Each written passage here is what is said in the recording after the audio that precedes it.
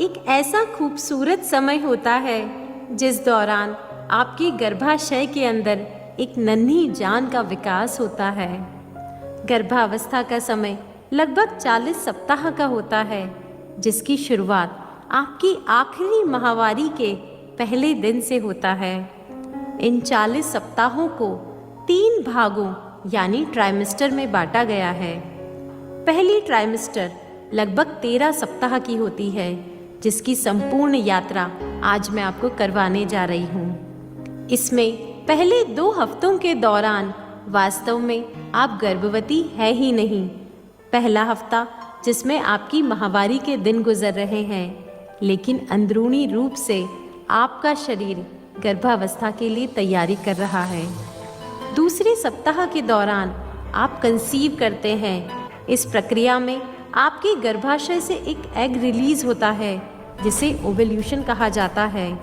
दूसरे सप्ताह के अंत के आसपास माता पिता संतान की इच्छा से एक प्रक्रिया से जुड़ते हैं, जिसमें अंडाणु का शुक्राणु से मिलन होता है और जिसे कहा जाता है गर्भाधान या कंसेप्शन।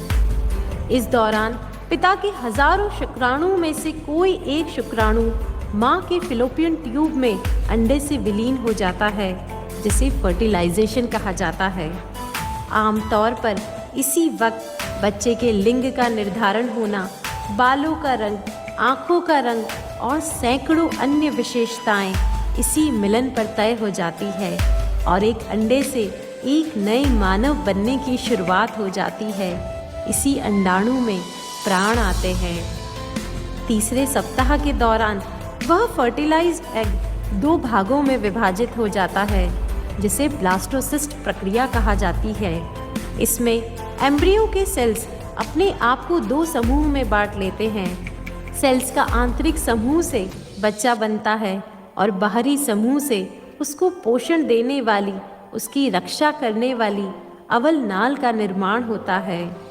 चौथे सप्ताह के दौरान ब्लास्टोसिस्ट, जिसमें वह अपनी बाहरी परत से बाहर निकलता है और गर्भाशय में प्रवेश करता है, जिसे इम्प्लांटेशन भी कहा जाता है। सप्ताह 5 से 10 को एम्ब्रियो डेवलपमेंट के रूप में बताया जाता है, जिसमें संतान के सभी प्रमुख अंगों का निर्माण होने लगता है, जैसे मस्तिष्क, रीढ़ की हड्डी, हृदय और इसी दौरान दिल भी धड़कने लगता है। प्लेसेंटा का निर्माण हो जाता है और गर्भनाल जीवन प्रदान करने लग जाती है।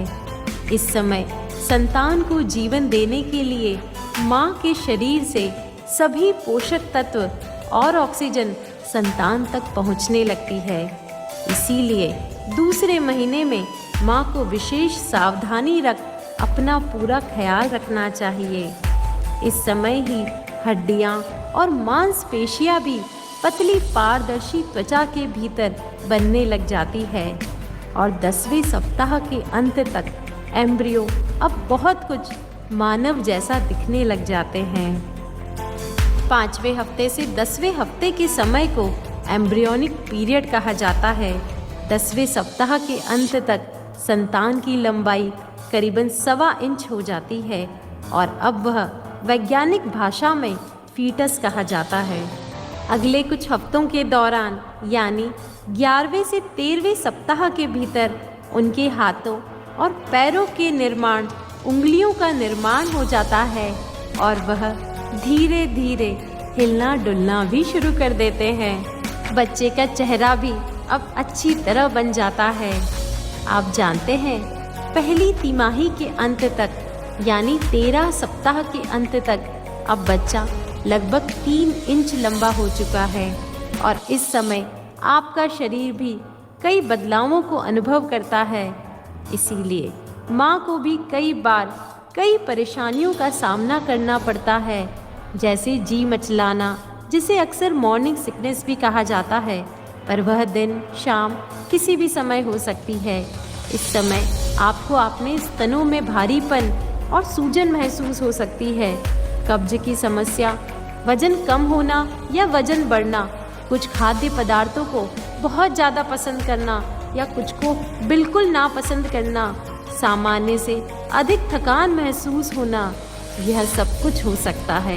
यह लक्षण बहुत सामान्य है और इसमें किसी भी गर्भवती को परेशान होने की ज़रूरत नहीं है।